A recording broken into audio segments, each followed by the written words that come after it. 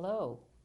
We're here with the Harwich Conservation Trust. Michael Locke and Tyler Maycath are here to tell us about the 2019 wrap-up. And we're very excited to hear about all the wonderful things that have been going on. We've been hearing about them all along, but we're going to get a real update today. And also some things coming up, such as walks. So welcome, Michael. Thanks, Dinah. And Tyler. Thanks, Dinah. And, nice to see you. Thank you and Jamie and Caleb for all of your work here at Channel 18. It's such an amazing community resource. Thank you so much. Really We love appreciate having you come and tell us all about things. Yes, Yeah. it's been quite a year. It's hard to believe 2019. We're in the home stretch of 2019. It's been a year full of land preservation endeavors and innovative land stewardship projects and some very inspiring educational walks and talks. So Yeah. we started off 2019 with a successful land preservation project thanks to widespread community support, including town meeting voter support of the 15-acre Cornelius Pond Woodlands project. Yes, yes. And you'll see an image soon of the aerial view.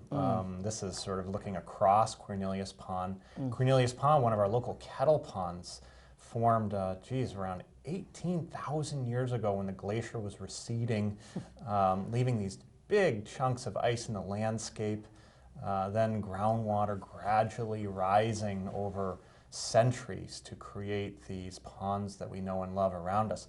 There's the 15 acres. That habitat diversity mix is extraordinary here for this 15-acre site. We've got forested upland and meadow and wetland, and of course more than 1,000 feet of coastal plain pond shore right there on the westerly shoreline of Cornelius Pond.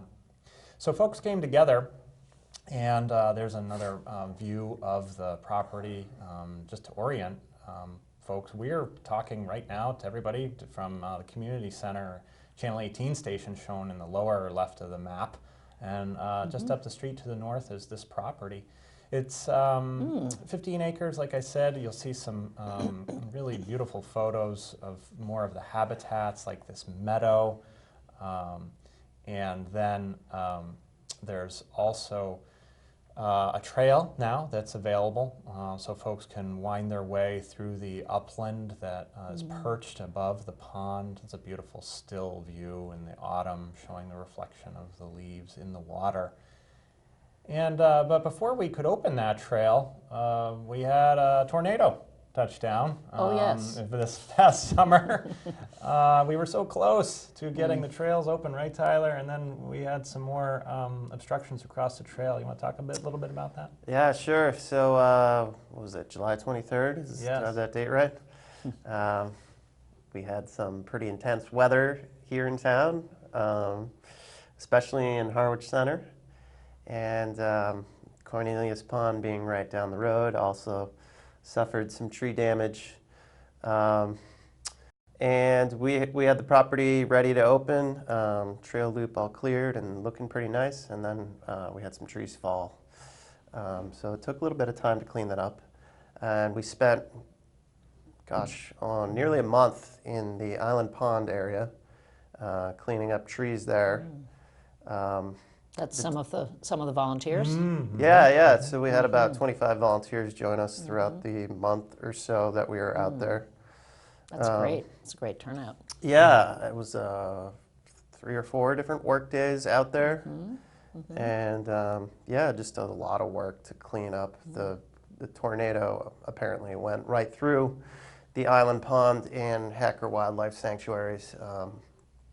And you got it done. Got it done, and then We got it done. Then we were able to open the trail at Cornelius Pond Woodlands. Indeed. There's the sign there, right there on Queen Anne Road. It's Boy. This trailhead, new and open to the public, dawn to dusk, 365 days a year, free and open to the public. There's the opening day with representatives from the town, including Town Highway Department, which was very helpful in providing in-kind services to create the parking lot, AmeriCorps, Cape Cod, coordinated by Tyler, putting in the split rail fence, the timber frame kiosk installed and built by volunteers from the Woodworkers Club of the Chatham Harwich newcomers. So a real community effort, creating this new opportunity to connect with the outdoors through the Cornelius Pond Woodlands. Yeah. What a triumph. Yes, Yeah. yeah, Fabulous. it's amazing. Congratulations on all Grassroots. your work, too. On all of 'cause us it's together. So incredible. Yeah, it's So incredible. It's such a Yeah. grassroots community effort. Yeah. And then we like to connect folks with, hopefully in 2020, another one of our successful projects, Muddy Creek Headwaters. And you'll see a couple photos of the Muddy Creek Headwaters restoration. So this is the view before, an aerial view offered by Zygote Digital Films with their drone.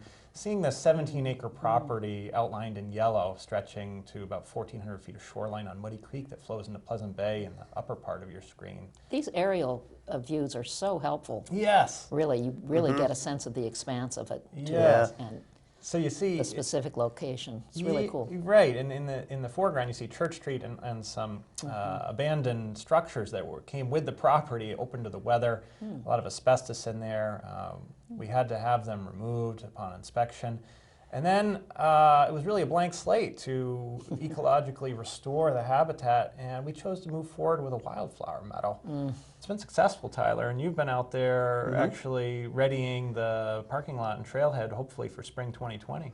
Yeah, it's a beautiful, approximately 2-acre meadow now. There's a variety of nice wildflowers growing there. There's tickseed, black-eyed Susan, partridge pea, and blazing star. Sounds beautiful. A lot of beautiful flowers, Yeah. so it's really taken off. It's looking really nice. We'll be looking to maintain that moving forward as Terrific. open habitat. And yeah, the work continues out there. We've been working on the driveway a little bit. There are some drainage issues that we're trying to address there. And It's always a good thing to address. yeah, Yeah. we have the trail clear. And it's looking pretty nice. So we should Great. be on track for spring 2020. Fabulous. Thanks, Oh, so many especially beautiful to the places. help of AmeriCorps Cape Cod. Yes, Uh-huh. yes, So, as always. yes. And, Yeah, yeah. and so as another way to connect people to the land, water, and wildlife around us, we've offered more than ever in 2019 a wide variety of guided walks. Ah, yes. And so we'll be doing the same in 2020, but just let's take a look back at 2019 for some Okay. of these walks. This is Don Wilding in the left of your screen, leading the outermost house and Henry Beston history walk. We do this. He came on and talked to us about that. That's right, that's right. Yeah. We had a special Yeah. edition. What a beautiful day it looks like. Oh my gosh, this is right there at the Salt Palm Visitors Center in Eastham. We do this in collaboration with Eastham Conservation Foundation. And there's another walk, a Native American history walk called the Native Nightlife Walk. Takes place on selected evenings around the time of the full moon in May, June, July, August, September. On the left there, gesturing, is Native Wampanoag Nipmuc Marcus Hendricks, and then 12th generation Cape Codder to his right, Todd Kelly. These walks are incredibly popular and informative. Then we had a new walk offered this What a year spectacular picture. by local Mark McGrath, lives right off Bank yes. Street. He said, he came to us in early 2019, he said, hey, I'd love to lead some walks with you. Could we work something out? We said, absolutely. And sure enough, Mark led this walk in the beech forest of Provincetown. These photos taken by our volunteer photographer, Jerry Beetham. These are all gorgeous Aren't these photos. amazing? Really, Yeah. really Yeah. beautiful. They really capture Yes. the moment and the beauty Yes. of it. So this was a great one to collaborate with Provincetown Conservation Trust. And we had over 40 folks come to this walk. Wow. And then we had another walk, another photo taken by Jerry Beetham. This is our Cape Cod Bay Flats walk, also led by Mark McGrath. We had about 50 folks walk across the flats at low tide from Brewster to Orleans. Wow. So that was amazing. And then, of course, How we long have, does that take? that took about an hour. And then we have a Todd great Kelly idea. pictured here. He's leading a wildlife tracking workshop a few weeks ago. That was in Bell's Neck. Another neat photo taken by Jerry Beetham of a botany walk led by environmental reporter Rich Eldred. And that was at the Coysbrook Woodlands. So It also reminds me how much fabulous weather we had. yeah, we were very way lucky. back then. Yes, yeah, here's another view. We're kind of socked in now, it seems. For a Right, while, but- right.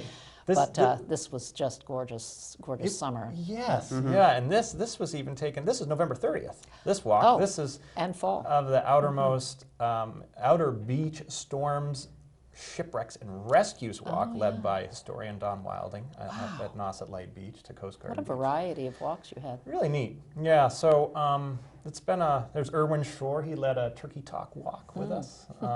So watch 2020 at our website, harwichconservationtrust.org, for more walks. Yeah. And then we, thanks to Tyler, organizing this alongside AmeriCorps again, put in an osprey nesting platform November 14th. I think we have a handful of photos of that. I saw it. Yeah. You did? Yes, Yeah. yes, it's right in my neighborhood. I was very excited to see that. Yeah. Yeah, so the trusts, we own about 3 acres of salt marsh along a tributary of the Red River. And we decided it would be a perfect location for a new osprey pole platform structure. And it's a nice open area where ospreys like to be. They like to have a nice open area away from the tree line because they are concerned about great horned owl predation, which is their primary predator. Oh. Believe it or not, great horned owls will even prey on adults. So they like to be out in the open where they can keep an eye on things. And we're very hopeful that we'll have a pair of ospreys there this coming spring. Right now, they're in their wintering grounds as far south as Colombia, Venezuela area. They make quite a long migration to come back to Cape Cod for their summers. But but with a new platform for them, I'm sure that'll be a draw. Yes. Yeah. Very exciting. Yeah. Many of these birds have been raised on artificial nesting structures, so they're really keying in on them as places to nest. So, Great. Great. Yeah, we're very It's excited very about exciting. Yes, it definitely stands out there on the marsh. And it will when the osprey are on there too. It's going to be so exciting. Lots of We'll keep opportunities it posted as for photographic marshals are- opportunities too, I'm sure. Yes, Yeah. yes. Indeed. And we're rounding out 2019 by trying to raise the final funds for the last lot pictured on the cover of the Harwich Conservation Trust Fall newsletter. You see some photos on your screen in a moment. This is the last lot, folks, next to Coysbrook Woodlands, which is right off Lothrop Ave.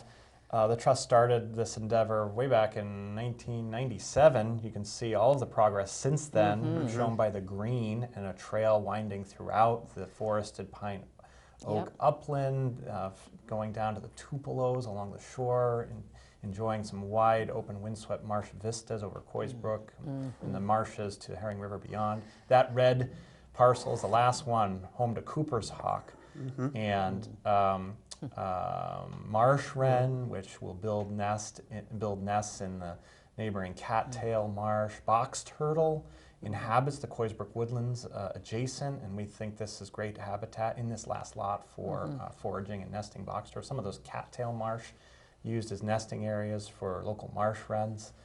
And fiddler crabs, which inhabit that tidally inundated, twice daily marsh edge that borders over 400 feet of the last lot. So we have about, and monarch caterpillars. These are all photos taken by HCT volunteer Gus Romano. Amazing. If you look closely in that butterfly weed, you will see a monarch caterpillar. Yes. Yeah. So see all that. variety of wildlife, from insects to birds to reptiles. And there's the lot to the right, overlooking Coysbrook, which is the main tributary to the Herring River. We have about $55,000 left to raise toward that $180,000 goal by December 31. Got to do it. So hopefully we'll get there with continued support. And thanks again for having us. So nice to have you on and to see all these beautiful pictures and hear about all the things you've been doing. Yes. It's a real treasure to have all these things. So thanks so much. Thank you. Thank you, Dinah. This is Dinah Lane for Channel 18. Thanks so much.